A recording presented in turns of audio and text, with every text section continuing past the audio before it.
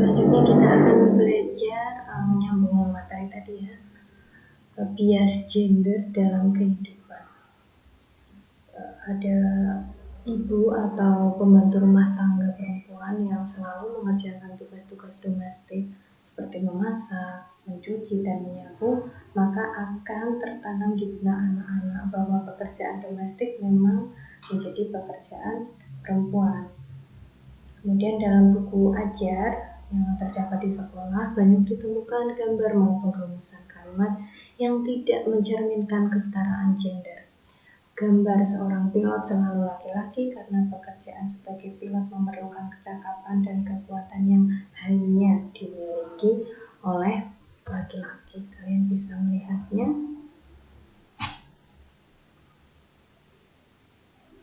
Kemudian ada profesi dokter yang selalu digambarkan dengan gambar laki-laki dan perawat sebagai perempuan sebagai perawat. Selanjutnya ada gambar ibu yang sedang memasak dan menemani anaknya belajar. Dan ada gambar wanita yang sedang menangis, perempuan yang sedang menangis yang diidentikan dengan wanita itu makhluk yang cengeng. Kemudian ini salah satu buku tematik anak SD ya, subtema 2 kegiatan keluargaku. Kalian bisa perhatikan ibu membawa makanan setelah memasak dan akan menyajikannya di meja makan, dan ayah sudah siap-siap untuk pergi ke kantor. Di bawahnya juga ada keterangan setiap anggota keluarga memiliki kegiatan yang berbeda. Setiap hari ayah pergi ke kantor, anak-anak pergi ke sekolah. Ibu menyiapkan makanan untuk keluarga, semua anggota keluarga saling membantu agar pekerjaan menjadi lebih ringan.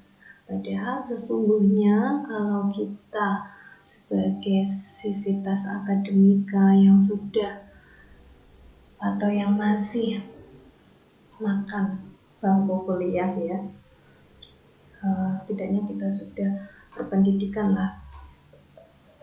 Sebaiknya kita harus mencoba mengubah peran, tidak selalu ibu yang harus memasak. Nanti suatu hari ketika kalian berumah tangga, yang laki-laki pun harus bisa memasak untuk membantu meringankan pekerjaan wanitanya. Bukan berarti saya sebagai wanita ya yang berbicara seperti itu. Kemudian anak-anak pun baik laki-laki atau perempuan harus kalian ajari bagaimana cara mengerjakan pekerjaan-pekerjaan domestik, karena mengurusi rumah itu bukan tanggung jawab seorang ibu saja, tapi ya semua anggota keluarga seperti itu. Kalimat dalam buku ini Ibu Budi, kalian masih ingat nggak? Mungkin waktu kalian SD sudah tidak ada kalimat ini ya. Ini zaman saya SD, ini Ibu Budi. Kenapa ini bukan ini Ibu Suci atau ini Ibu Dinda? Ayah membaca koran dan ibu memasak di dapur, dan sebaliknya.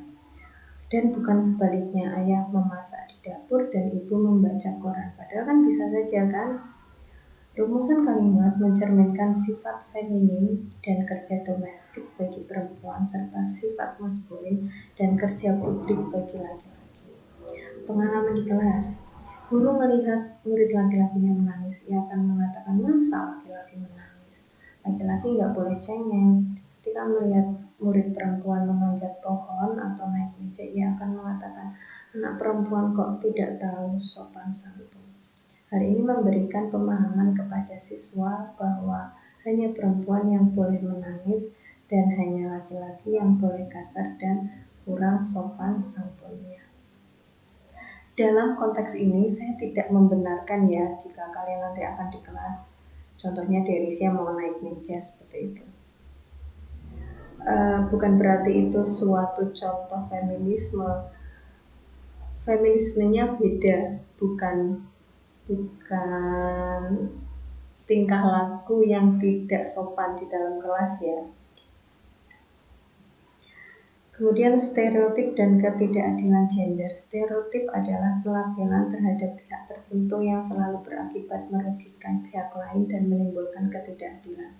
Salah satu stereotip yang dikenalkan dalam bahasan ini adalah stereotip yang bersumber pada pandangan gender. Karena itu banyak bentuk ketidakadilan terhadap jenis kelamin yang kebanyakan adalah perempuan yang bersumber pada stereotip yang melekatnya. Ini pernah saya bahas di bab mitos bahwa lelaki Batak itu galak, kalau orang Jawa itu lamban, dan wanita Padang itu pelit. Tidak selalu seperti itu. Coba saja, saya tidak menyuruh kalian untuk menikah dengan orang luar Jawa, tidak juga meminta kalian untuk berhubungan dekat dengan orang yang satu suku. Mungkin kalian bisa mencoba bereksperimen, menanyakan hal yang uji coba saja kepada orang tua kalian. Pak, Bu, saya masih dekat dengan orang Padang atau orang Sunda. Orang Sunda itu biasanya cenderung dengan orang yang pelit ya, yang perempuannya. Saya kira masih ada sebagian orang yang menganggap itu sebuah kebenaran. Jadi saya masih mempunyai anggapan orang tua kalian atau nenek kalian pasti akan mengatakan, jangan sama orang Padang itu pelit. Atau jangan dengan orang Batak itu galak, ngomongnya keras-keras. Pasti akan ada pernyataan seperti itu dari anggota keluarga kalian. Ini mencoba saja. Nah, itu salah satu contoh stereotip bahwa itu tidak semuanya memiliki sifat-sifat seperti yang tadi saya sebutkan ya. Kemudian bias gender dalam lirik lagu, ini sabda alam penciptanya Ismail Marzuki, ini lagu jadul. Nanti saya akan memberikan linknya di Elena. Saya berikan link YouTube-nya yang sudah di aransemen oleh penyanyi yang lebih modern ya. Kalau dulu itu sepertinya nuansanya masih jadul sekali. Selanjutnya, dan kita sampai pada pengertian feminisme. Apa itu feminisme? Menurut pendapat umum, prasangka bahwa feminisme adalah pergerakan pemberontakan terhadap kaum laki-laki, upaya untuk melawan ranata sosial yang ada seperti institusi rumah tangga, perkawinan, maupun usaha pemberontakan perempuan untuk mengingkari kodrat. Jadi orang-orang itu mengiranya feminisme itu sebuah gerakan pemberontakan. Akibatnya feminisme tidak mendapat tempat pada kaum perempuan, bahkan ditolak oleh masyarakat. Kemudian menurut kaum feminisme meliputi berbagai ideologi, paradigma, berangkat dari asumsi dan kesadaran bahwa perempuan ditindas, dieksploitasi, dan berusaha untuk menghindari penindasan dan eksploitasi. Bertujuan untuk menumbuhkan kepedulian memperjuangkan nasib perempuan.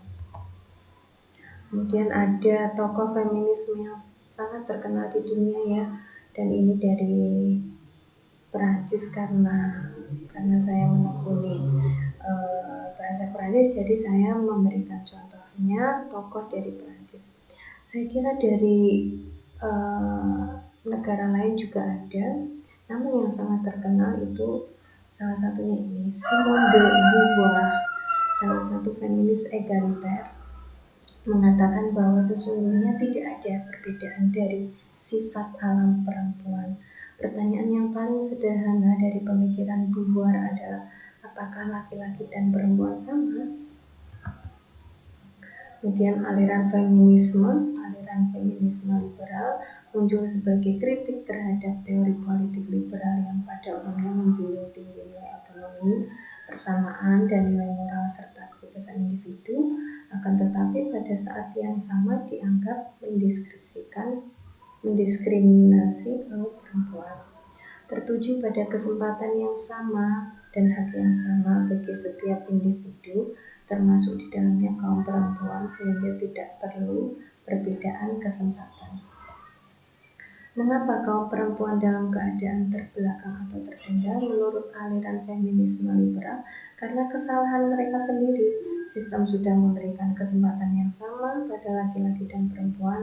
Ternyata kaum perempuan kalah dalam bersaing, maka kaum perempuan itu sendiri yang perlu disalahkan. Feminisme liberal tidak pernah mempersoalkan terjadinya diskriminasi sebagai akibat dari ideologi patriarki. Kalian bisa mencari istilah yang kalian tidak mengerti. Kemudian feminisme radikal muncul pada tahun 60-an akibat diskriminasi sosial, kekuasaan atas kaum perempuan oleh kaum laki-laki didasarkan pada pemilikan dan kontrol laki-laki atas perempuan. Kaum laki-laki secara biologis maupun politis adalah bagian dari permasalahan.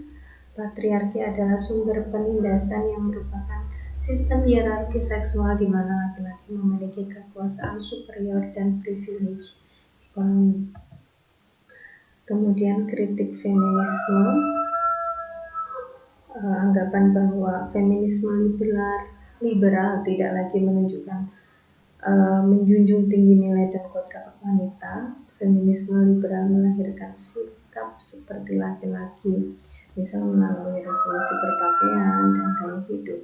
Berpakaian model laki-laki, rambut dicepak, lebih senang bergaul dengan laki-laki, merokok, minum minuman keras. Tidak lagi tertarik pada pria, tetapi lebih tertarik pada wanita, bahkan menjurus pada lesbianisme. Alasan mereka tidak ingin menikah dengan laki-laki adalah supaya tidak dikuasai oleh kaum laki-laki. Dan yang terakhir, ingin tetap mempunyai anak tetapi tidak mau menikah. Ini contoh feminisme akan saya terangkan minggu depan dan karya-karya lainnya. Terima kasih. Assalamualaikum warahmatullahi wabarakatuh.